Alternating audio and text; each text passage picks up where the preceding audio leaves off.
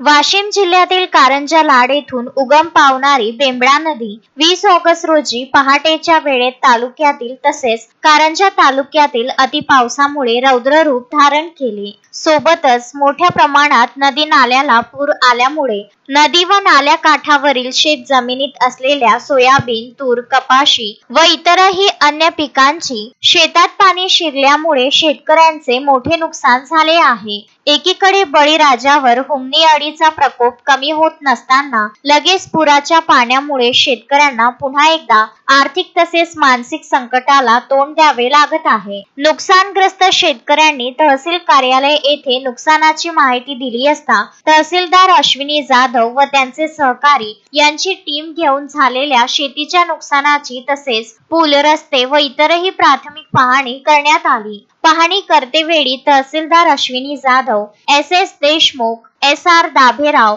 SS. Rathod, S S. Mandavdhare, Santosh Pawar यांनी पाहणी केली। यावेळी कैलास लांडे, रूपराव काकडे तसेच खंडाळा खुर्द, वडाळा, फतेपूर, महिमापूर, जावरा मोळवन, रोहाणा, गौरखेडा, सावंगा गुरव, धानोरा गुरव, मुंडवाड़ा पहूर येथील शेतकरी उपस्थित होते।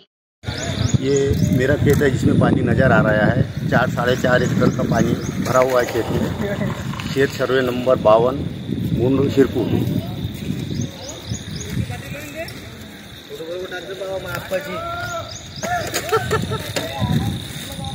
देखो देखो कैसे आ रहे लोग, देखो देखो कैसे आ रहे।